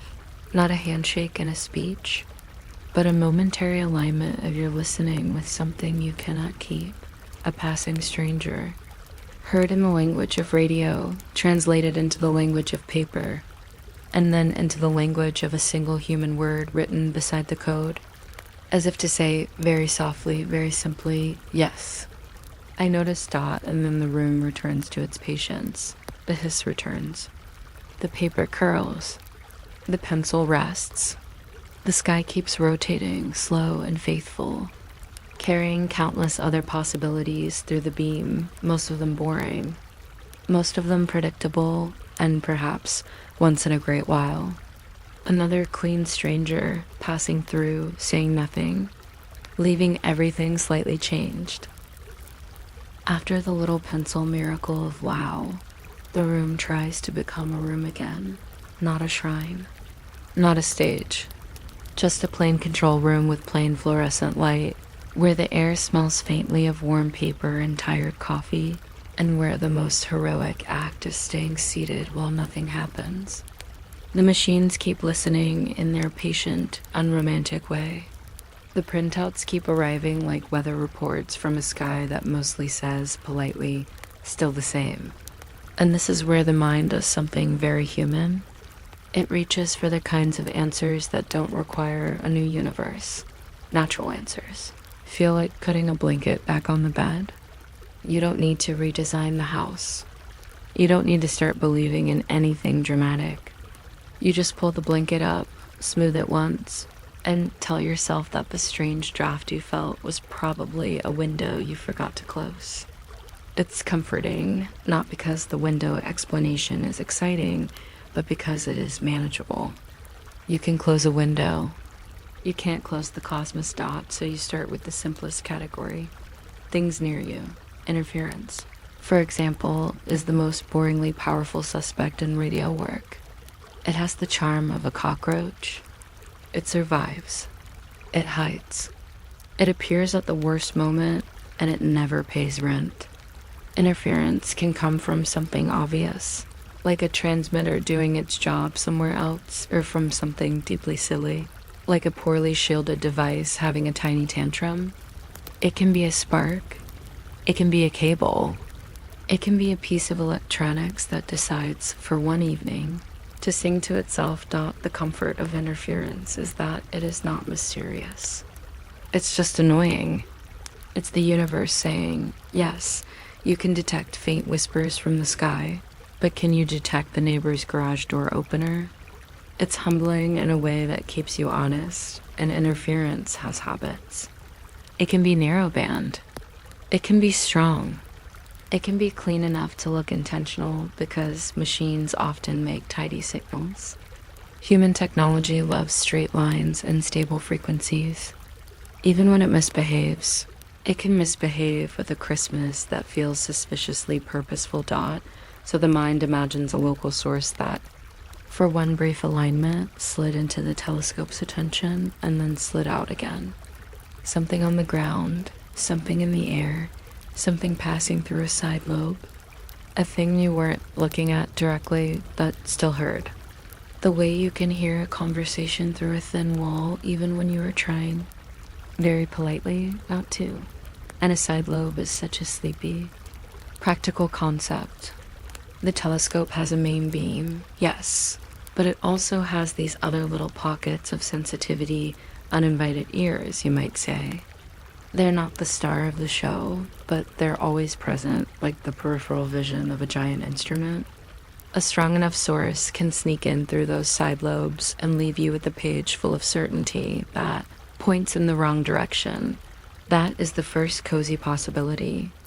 The signal was not from where it seemed, only from where the telescope happened to be sensitive for a moment. It feels like a technical explanation, because it is. But it also feels like a metaphor for being human. We hear things from the wrong direction all the time. We misunderstand where a sound came from. We build a story around it. We later realize it was the refrigerator. Another comforting possibility is satellites. Satellites are wonderfully mundane in the modern imagination. They're up there, they're predictable, they have schedules, and they do not care if you are trying to detect wonders. They are like commuters in the sky, always passing through, always on their own route, never stopping to chat. A satellite can produce a clean signal. It can be narrowband. It can drift through your beam with the same polite geometry as a distant source, because it is literally moving through your view. It can appear briefly, then vanish, not because it stopped transmitting, but because it moved on. And if you let that thought settle, it becomes almost soothing. A satellite explanation turns the wow moment into a kind of cosmic traffic report. Not aliens, just infrastructure. Not a message, just a machine doing its job. It makes the world smaller again in a way that the mind often prefers at midnight. But then the mind, trying to be fair, remembers that satellites also have fingerprints. Many leave trails. Many repeat. Many create patterns that show up in other data. You can often correlate them with known orbits, known bands, known behaviors. A passing satellite is not shy. It doesn't mind being seen again. That's part of its whole lifestyle. So the satellite explanation, while comforting, has a small weakness. You might expect more of it, or at least you might expect to find it again if you keep listening, and the room did keep listening. So the mind moves gently to another near-Earth possibility, aircraft reflections. Not an aircraft transmitting necessarily, but an aircraft acting like a moving mirror for something else. Radio waves can bounce. They can reflect. The sky can become a geometry lesson. A plane crossing the right region could briefly reflect a terrestrial signal into the telescope's ear, creating a momentary bright, clean event. This explanation has a certain sleepy elegance because it turns the mystery into a choreography. A plane at the right altitude, in the right position, at the right time, reflecting the right signal at the right angle, like a very complicated way of saying, it was just the lighting, and it happens in real life. A window catches the sun for a moment, and the whole room fills with brightness, and then a cloud passes and you're back to normal. You didn't receive a message from the sun. You just had a brief alignment. Aircraft explanations are like that. They turn the wow moment into a brief flash of reflected mundanity. But again, reflections can be messy. They can smear. They can distort. They can create patterns that don't look quite so neat. And you feel the mind's gentle reluctance? Yes, maybe, but why did it look so clean? Then there are instrument quirks, which is another extremely comforting category because it keeps all responsibility inside the building. Instrument quirks sound boring, and they are, but they are also weirdly intimate. A telescope is not an abstract eye. It is a physical system with amplifiers, oscillators, mixers, filters, cables, connectors, power supplies, and the whole delicate ecosystem of electronics that can behave perfectly for years and then misbehave for 5 minutes in a way that ruins your afternoon. An instrument can produce. A false narrowband signal if something oscillates unexpectedly, or if a local oscillator leaks into the chain, or if a component momentarily saturates and produces artifacts that look like sky events. These are not glamorous problems. They are the kind of problems that lead to long afternoons of testing cables and tightening screws and muttering, but it worked yesterday. And in a sleepy way that's comforting. Because if it's an instrument quirk, the universe is still ordinary. The wonder is not out there. The wonder is the fact that complicated machines ever work at all. But the mind also knows that experienced observers look for these things. They calibrate. They cross-check. They compare. They treat the instrument like a coworker whose moods must be monitored. A single quirk is possible, yes, but it is not the easiest answer if the signal's behavior lines up so neatly with the sky's motion dot. So you keep the instrument, quirk in your pocket soft, plausible, reassuring, and you keep walking. Human error is another gentle blanket. Not because people like being wrong, but because human error is so normal, it can almost be soothing. A mislabeled page, a timing mistake, a confusing coordinate, a misinterpretation of a printout, a moment of fatigue, a moment of assumption. There is something oddly tender about admitting human error as a possibility, because it acknowledges that the whole endeavor depends on sleepy humans reading sleepy paper at sleepy hours. It reminds you that even in serious science, people are still people. They still scratch their heads. They still mishear. They still write wow instead of something more professional. Because professionalism is not the same as being awake. But again, the wow moment's raw shape, the clean rise, the peak, the fall does not feel like a misunderstanding. It feels like something that actually happened in the data. The question is what it was, not whether it was seen. So you move gently from the near answers to the cosmic but still natural answers. This is the second comfort zone. The universe can be strange without being personal. A rare astronomical event, for example, is a beautifully neutral explanation. It allows the sky to do something unusual without implying anyone intended it. It says, sometimes the cosmos produces brief signals the way weather produces lightning. It doesn't mean the clouds are talking. It means the physics lined up. Radio astronomy has its own versions of lightning, bursts, flares, transient events that appear and vanish. Some of them are now well known, some of them are still being understood, and some of them probably happen without ever being noticed because the sky is large and human. Attention is narrow. A natural transient has the perfect excuse for not repeating. It simply didn't happen again while you were listening, or it did happen again but not in your beam, or it repeated on a timescale you didn't sample, or it changed shape and became harder to recognize. The universe is not obligated to perform for you in a consistent rhythm. And this explanation is soothing because it is honest. It doesn't require the sky to be polite.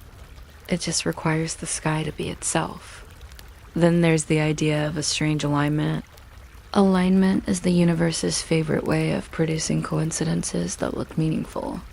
You get a moment where geometry, motion, and timing create a pattern, and then the pattern dissolves, leaving you with the uncomfortable feeling that you witnessed something designed. But it was not designed. It was simply aligned. An alignment could be a distant source drifting through the beam, combined with conditions that made it briefly bright.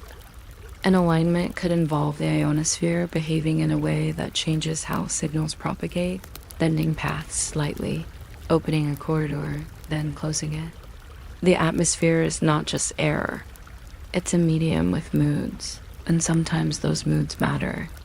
A strange alignment is the kind of explanation that closes the door gently.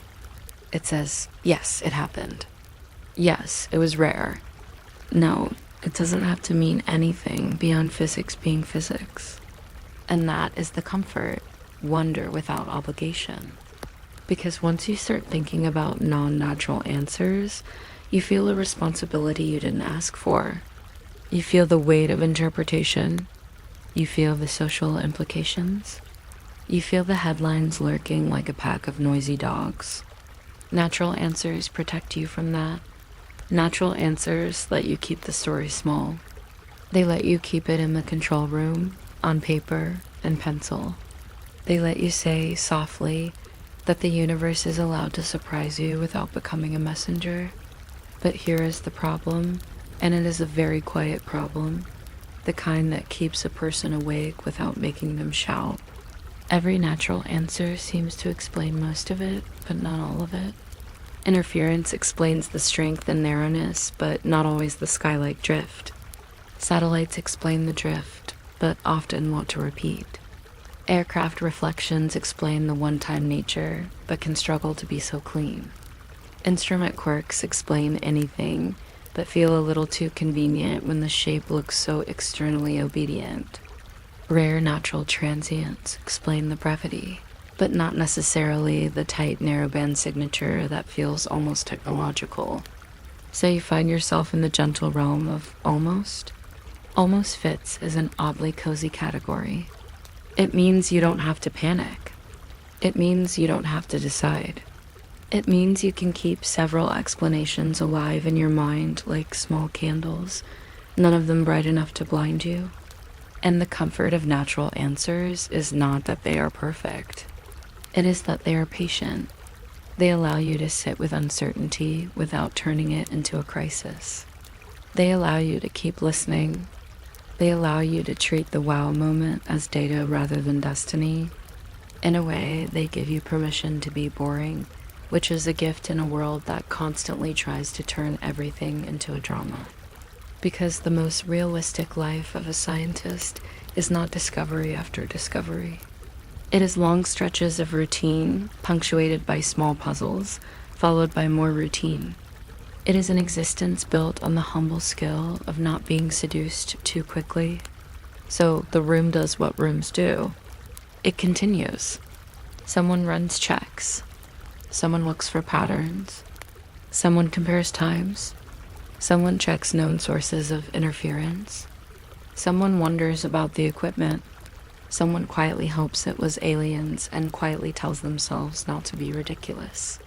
Someone does both at the same time because humans can hold contradictions the way hands hold warm mugs. And then, after all the thinking, you return to the simplest comfort of all. The signal is gone.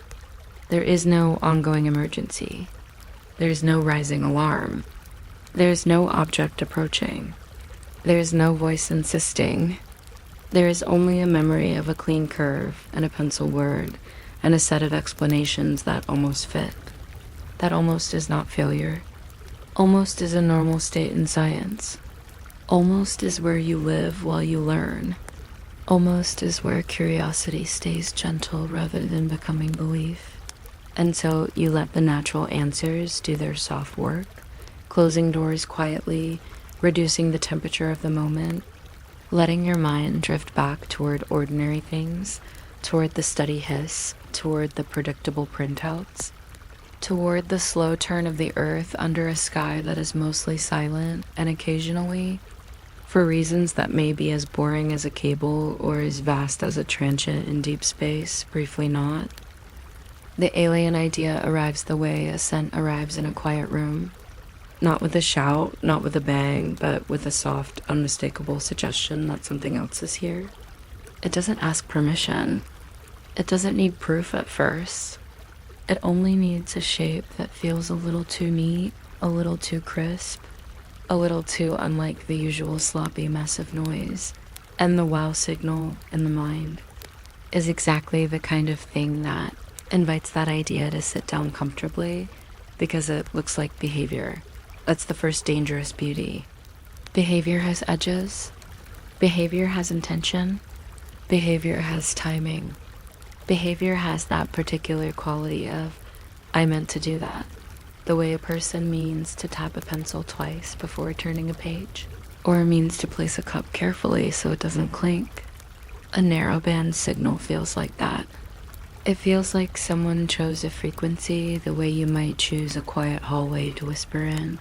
Most of the universe, as far as our instruments can tell, is not whispering. It is doing its physics loudly and impersonally. Stars burn, planets spin, gas clouds glow. Pulsars click like metronomes, yes, but they are metronomes made of collapsed matter, not minds. Nature can be regular. Nature can be elegant. Nature can even be dramatic. But nature rarely feels like it is trying to be understood. And then you get something narrow, focused, clean enough to draw. A line around. It isn't a broad roar. It's a thin thread, like a single violin note in a room full of wind. And your mind, being an excellent and slightly mischievous pattern machine, leans forward. If it's narrow, the mind whispers, maybe it's chosen. If it's chosen, maybe it's made. If it's made, maybe it's meant. And if it's meant, maybe it's meant for you.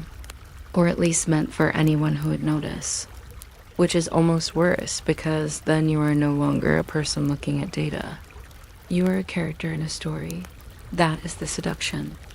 The alien idea turns you into the audience. It turns a printout into a letter. It turns a brief spike into a greeting. And the mind loves greetings. The mind loves the possibility that the universe is not just a place, but a conversation. Even people who swear they are too practical for such thoughts can feel it for a moment. The way even the most practical person can look at a foggy street lamp and briefly believe the night is romantic. So you imagine the signal as a beacon. A beacon is such a comforting concept. It is not a message full of complicated grammar. It is not a poem. It is not a political speech. A beacon is simple. A beacon is just a flashlight in the dark, turned on long enough to prove someone exists, and the wow signal's briefness almost helps the beacon story. A 72-second transmission could be the universe's smallest wave. Not a long conversation. Just a quick hello. A ping. A courtesy, like tapping a microphone. Once before speaking. But then you remember the microphone never spoke, and that is where the beauty becomes dangerous, because once you let yourself believe it was a beacon, you have to carry the absence too. You have to carry the silence like a second object, heavier than the first. You have to carry the idea that someone waved and then never waved again. Someone existed and then vanished. Someone called out and then either died or moved, or decided you weren't worth the effort, which is a strangely personal feeling to have about a patch of sky. The alien idea, if you invite it in, does not come alone. It brings a suitcase full of implications, and it does not label them clearly. Another version of the alien idea is even more tempting. The signal is technology, not necessarily a deliberate hello, Earth, but a leak. An accidental spill of radio energy, the way cities spill light. A civilization, busy with its own life, might radiate signals without caring who hears them. That makes the idea feel more realistic, less theatrical, less like a movie, more like the way your Wi-Fi quietly fills your home without any deep, spiritual meaning. The mind likes that version because it lowers the emotional temperature. It says, maybe it's not a message. Maybe it's just evidence. Evidence that somewhere, someone built something that makes narrowband radio emissions. It is a very small leap from narrowband looks chosen to narrowband as a sign of engineering, because human engineering often prefers narrowbands. We like efficiency. We like clarity. We like signals that can be separated, decoded, and repeated.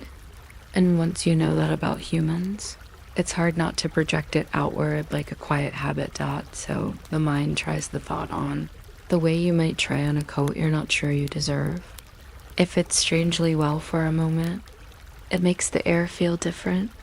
It makes the room feel larger. But the danger is not. Only that the thought might be wrong. The danger is what the that does to you, well, it is. Unproven dot, because the alien idea changes your relationship with uncertainty. It changes the flavor of not knowing. Ordinary not knowing is tolerable. Ordinary not knowing is like not knowing whether it will rain next week. You shrug. You wait. You listen. Alien not knowing is restless. Alien not knowing is like hearing a single footstep upstairs in a house you felt was empty. You can't unhear it. You can't calmly return to the newspaper. Your brain starts building invisible furniture. It starts designing a person to fit the sound, and your brain is extremely talented at designing persons. It can invent faces from 3 dots and a curve. It can infer a mood from a single word. It can fall in love with a stranger in the space of a glance. It can also, quite casually, turn a 72-second curve into a civilization with cities, music, arguments, jokes, and bedtime routines.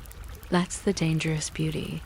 It gives your imagination a respectable excuse. It says, you are not daydreaming.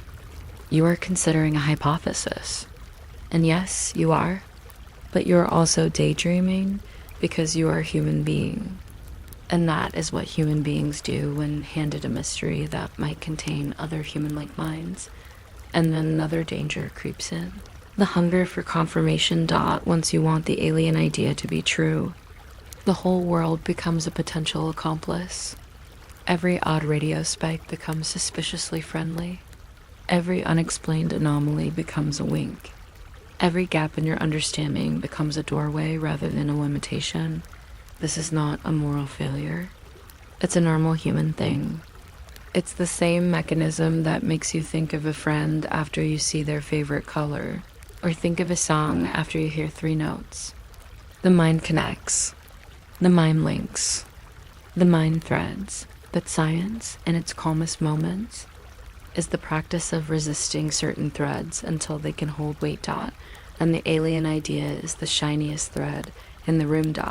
So you see the risk. You start pulling on it too hard. You start measuring the world by how well it supports your favorite story. You start looking for agreement rather than truth. You start feeling impatient with boring explanations, not because they are less likely, but because they are less thrilling. You can almost hear the mind trying to negotiate. Maybe the follow-up searches missed it. It says, maybe it repeats on a schedule we didn't catch. Maybe it was a one-time event. Maybe it was meant to be rare. Maybe it was aimed. Maybe it wasn't aimed. Maybe it was drifting. Maybe it was a lighthouse sweeping past. Maybe we were just lucky. Each maybe is soft and plausible. Each maybe is a gentle pillow. And if you pile enough pillows together, you can build yourself a very comfortable bed of belief. Even if none of the pillows is solid on its own, that is one of the reasons. The alien idea is dangerous. It is easy to keep alive with. Maybe. Natural explanations also use. Maybe, but they tend to come with chores. If you think it's interference, you check equipment. If you think it's a satellite, you check trajectories. If you think it's an instrument quirk, you test. Natural maybes lead to work that can falsify them. Alien maybes lead to more maybes. They lead to stories that can stretch without. Snapping. And stretching is pleasant. Stretching feels like being open-minded, but open-mindedness in science is not the same as letting any thought become a resident. It's letting thoughts visit and then watching whether they pay rent in evidence. The alien idea often does not pay rent. It pays in emotion, which is a different currency entirely. Another gentle danger is social gravity. If you allow yourself to publicly entertain the alien idea, you step into a complicated room filled with people you've never met. Some will be delighted. Some will be furious. Some will use your words as decoration for their own beliefs. Some will mock. Some will sensationalize. Some will demand certainty when certainty is exactly what you do not have. And this social gravity can pull on the science itself. It can make people cautious in the wrong ways or bold in the wrong ways. It can make them overcorrect, dismissing legitimate oddities because they fear the alien label. Or it can make them undercorrect, exaggerating significance because attention is intoxicating. Even in a sleepy control room, far from the noisy world, you can feel that gravity faintly. You can feel that if this is aliens, it is not just data anymore. It is a cultural event. It is a headline that will not behave.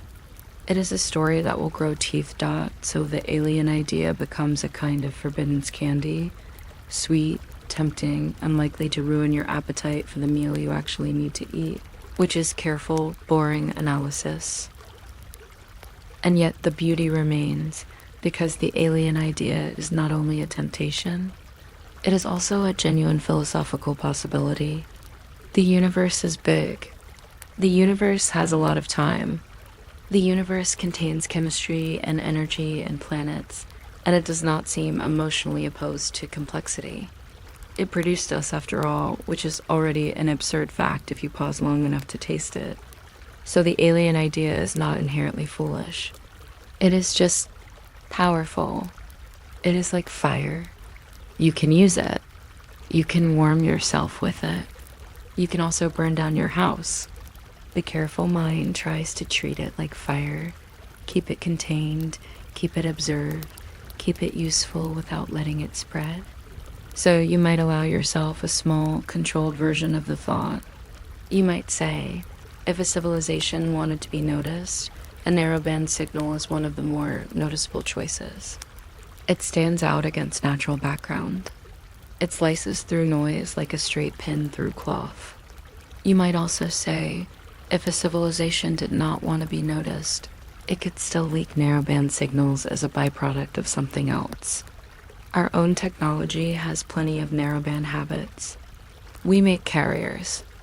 We make tones. We make beacons. We make radar. We make little repetitive signatures that could, in principle, be detected from far away if someone was listening long enough, and our power was high enough and the geometry was kind. So yes, the alien idea has plausible shapes. And then you add the final ingredient that makes it especially dangerous. The evidence is tiny. That sounds like it would make the idea safer, but it does the opposite. Because tiny evidence is easy to hold however you like. It is like a small stone that can be polished into a talisman. It is not heavy enough to force you into one posture. It can sit in your palm and let you imagine whatever hand it came from.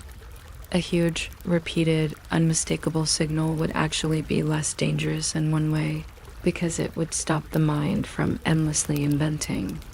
It would become a fact you'd have to deal with. You'd have to stop dreaming and start doing. But a single brief event, a single curve, a single pencil word, that is the perfect size for obsession. It is the perfect size for the mind's tongue to return to, like a sore tooth, testing it again and again. Not because testing helps, but because it is there. And the alien idea loves that sore tooth quality. It loves the way you can't disprove it completely. You can rule out many things. You can narrow the field. You can say what is likely and unlikely, but you can't, with absolute peace, close the door on someone out there did something once. The universe is too big for absolute peace. So you sit with the dangerous beauty. You sit with the idea that a signal could be a beacon or a mistake, or a hello sent without expecting an answer. You sit with the possibility that if it were alien, it might not be meaningful in the way humans want meaning. It might be incidental, like the hum of an engine heard through a window. And you also sit with the quieter, more uncomfortable possibility that the alien idea is not dangerous because it is wrong, but because it is right in a way that changes nothing. Imagine that for a moment in the softest way. Imagine that the signal truly came from intelligence, and imagine that it never repeats. Imagine that it was a single moment, a single transmission, a single alignment that will never happen again in your lifetime or your species' lifetime. Imagine that it is proof without consequence, knowledge without access, a door you can see but cannot open. That would be a very strange gift. It would satisfy one question, are we alone? And leave all the human hunger unanswered. Who are they? Where are they? What do they know? Do they suffer? Do they laugh? Do they sleep? Do they have pencils? Do they have a word like wow? Your mind wants the story. It wants the long version.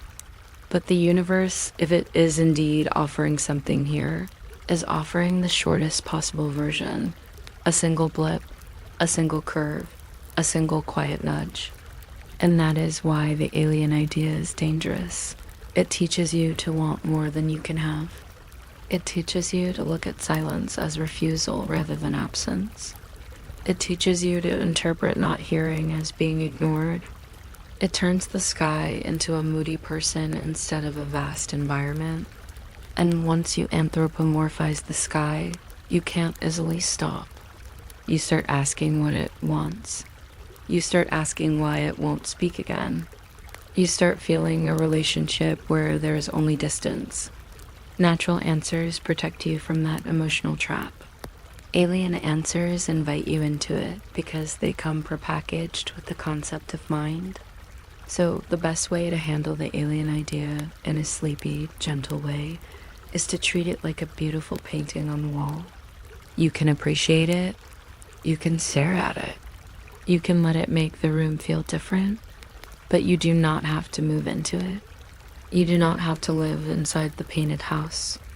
You can remain in your chair, in your control room, in your ordinary body with its ordinary need for sleep. You can say quietly, this is a possibility and it is not a possession. And that is the final small comfort in this subsection, the small way of making danger manageable. Because even if the alien idea is the most thrilling explanation, even if it is the one your imagination secretly roots for, it does not get to rewrite your standards. It does not get to replace patience with hunger. It does not get to turn you into a believer when your role is to be a listener. The big ear listens. The room listens. The paper listens in its flat, absorbent way. The pencil rests. And in that listening, the alien idea can be allowed to exist without ruling the house. It can be acknowledged as a temptation, as a beauty, as a possibility while the work continues in the most human way imaginable. Checking, comparing, waiting, returning to the hiss, returning to the long ordinary stretches, returning to the quiet truth that sometimes the universe gives you a moment that looks like a greeting, and then without cruelty, without explanation, returns to being simply, stubbornly silent. After the moment is written down, the next emotion in the room is not awe.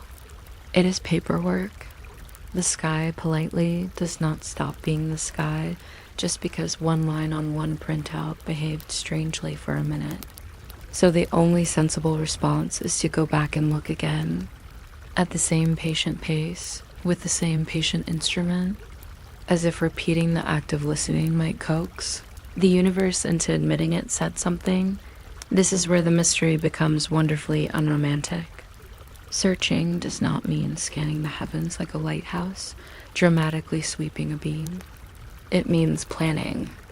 It means deciding when that exact patch of sky will drift through the telescope's fixed gaze again. Because Earth rotates and the sky obligingly slides overhead on schedule, like a conveyor belt that never complains. It means waiting for the right slice of sidereal time, and then doing the same quiet job. Let the sky pass. Collect the hiss. Watch the paper fill with numbers. And try not to blink at the wrong moment. The follow-up observations are the careful kind that make good historians and slightly boring friends. You return to the coordinates. You check the logs. You make sure you are comparing the same sort of data to the same sort of data.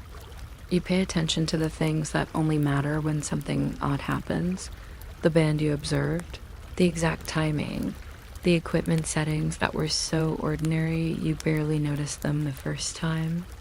The room learns to love small details, like the fact that a clean narrowband signal is not a single sound, but a pattern that must survive filters, baseline corrections, and the quiet tyranny of calibration dot.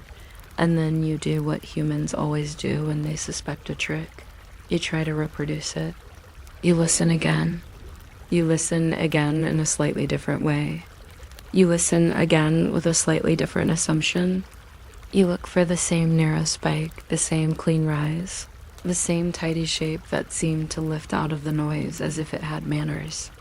If the signal were a repeating transmitter, you tell yourself it might come back. If it were a rotating beacon, it might sweep past on some rhythm. If it were a one-time event, it might not.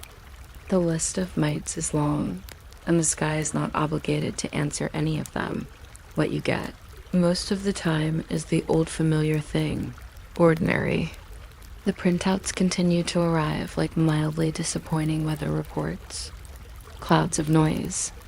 Small spikes that look briefly interesting, then turn out to be unremarkable when you check them twice.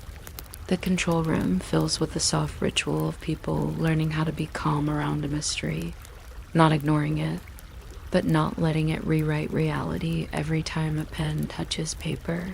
There is a peculiar weight in this ordinariness, and it is heavier than excitement, because a detection is light. A detection is a moment. It can fit on one page, but the absence of a detection is a whole year of Tuesdays. It is night after night of listening for a signature that does not appear.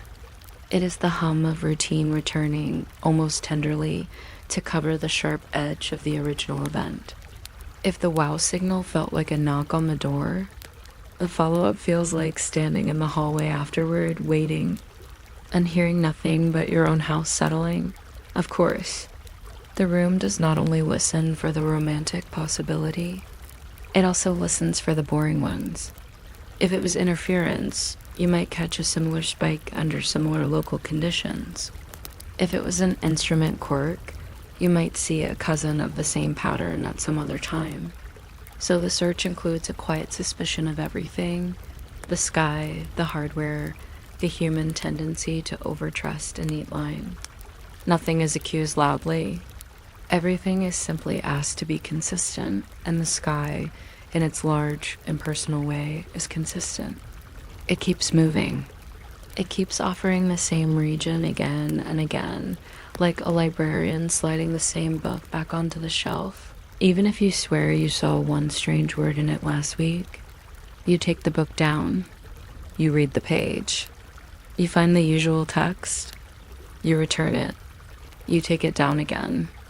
The ritual becomes its own kind of story, less about what happened in 72 seconds, and more about what happens in all the hours afterward, the careful return, the repeated check, the steady commitment to listening without demanding that the universe perform dot, so the same patch of sky is searched until it begins to feel familiar, almost domestic, not magical, not haunted, just known. And that familiarity is strangely soothing. It turns the mystery into a place you can visit without trembling. You can sit with it. You can measure it. You can let it be unresolved without letting it become urgent.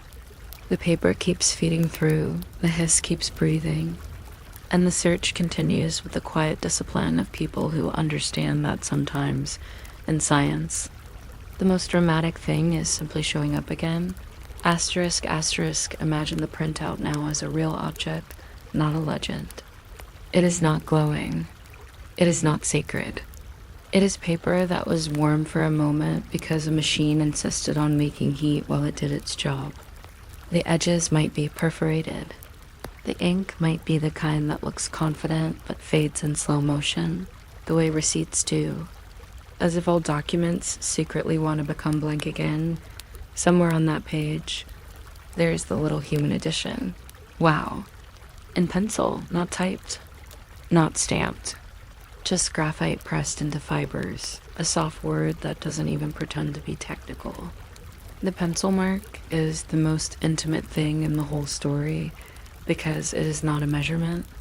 It is a feeling that slipped through the rules for a second and sat down politely beside the data, and then time does what it always does.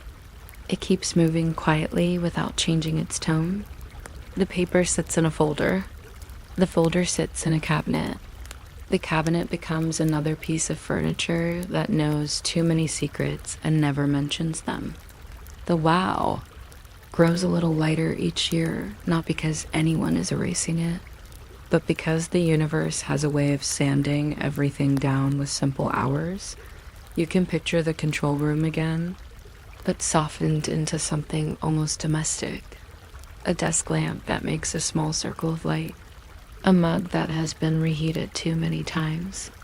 A chair that creaks in one reliable place, like a familiar animal. The radio hiss becomes a kind of weather inside the building, a steady atmosphere that makes silence feel less empty, and that is the strange comfort of unanswered signals. They do not chase you. They do not demand loyalty. They simply exist as a fact you once touched. The telescope listened. The sky said something brief. The sky then went back to being the sky, as if nothing needed to be explained. If you are looking for drama, it is almost rude. If you are looking for sleep, it is oddly kind because it lets you practice a gentle skill, holding a question without squeezing it, letting it stay a question, not turning it into a religion, not turning it into a joke, not turning it into a panic. Just allowing it to sit there like a sealed envelope on a quiet table, with no obligation to open it tonight. You can make a small bedtime oath out of that, if you want. Not an oath shouted at the stars. Not a vow written in heroic ink. Something smaller, something you can keep while your eyelids get heavy. An oath to treat mysteries the way a good listener treats a shy person, with patience, with space, with no sudden grabbing dot, so you let the signal be what it was. A narrowband line that rose out of noise and then slipped away. 72 seconds that behaved like a visitor who rang the bell, waited politely, and left before you found your shoes. There is a gentleness in that too. Not everything that matters stays long enough to be explained, and when your mind starts doing what minds do, replaying it, polishing it, trying to make it fit, you can borrow the telescope's method. Listen, but don't force. Notice, but don't insist. Let the sky rotate. Let the moment pass through the beam and then pass on.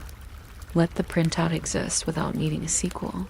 The funny part, in a very quiet way, is that the universe handled it with perfect manners. It did not spam you.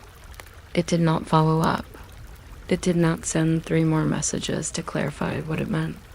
It did what many humans struggle to do. It said one thing once and then kept its distance. So tonight, if you want, you can do the same. You can let the questions stay unanswered and still feel complete.